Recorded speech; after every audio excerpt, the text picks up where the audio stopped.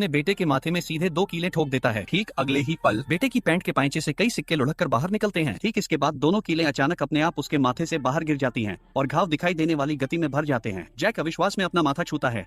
यह बिल्कुल समझ नहीं पा रहा है कि अभी अभी क्या हुआ, लेकिन उसका पिता उसे बताता है कि अब से उसे एक पारिवारिक महाशक्ति विरासत में मिली है। पता चलता है कि बस कुछ मिनट पहले एक साधारण हाथ मिलाने के जरिए पिता ने यह जादुई महाशक्ति अपने बेटे को 10,000 वॉन में बेच दी थी। उस समय पिता को यह शक्ति अपने खुद के पिता से उसी उम्र में मिली थी जिस उम्र का जैक अब है, लेकिन इस शक्ति की सीमाएं हैं। हर इस्तेमाल के लिए पैसे जलाने पड़ते और आपके पास जितना ज्यादा पैसा होता है यह उतनी ही मजबूत होती जाती है। जैक नीचे देखता है और अपना बटुआ खोलता है और सचमुच अंदर के सारे पैसे गायब हो चुके हैं। उसका पिता उसे गंभीरता से चेतावनी देता है कि वह इसके बारे में कभी किसी को न बताएं और इसे 2 नियमों का पालन करना होगा। पहला, चुपचाप जरूरतमंद लोगों की मदद करो। दूसरा, कभी दूसरों का पैसा मत लो। मतलब तुम अपनी शक्ति बढ़ाने के लिए अपने पैसे का इस्तेमाल करते हो फिर जाकर दूसरों की मदद करते हो। जिसे ही जैक समझता है कि इसका असली मतलब क्या है वह तुरंत मना कर देता है, क्योंकि इसका मूल रूप से मतलब है कि उसी का नुकसान हो रहा है। वह तुरंत अपने पिता का हाथ पकड़ लेता है, इस डरावनी शक्ति को वापस देने की कोशिश करता है, लेकिन उसका पिता कहता है एक बार शक्ति दे देगी तो उसे वापस नहीं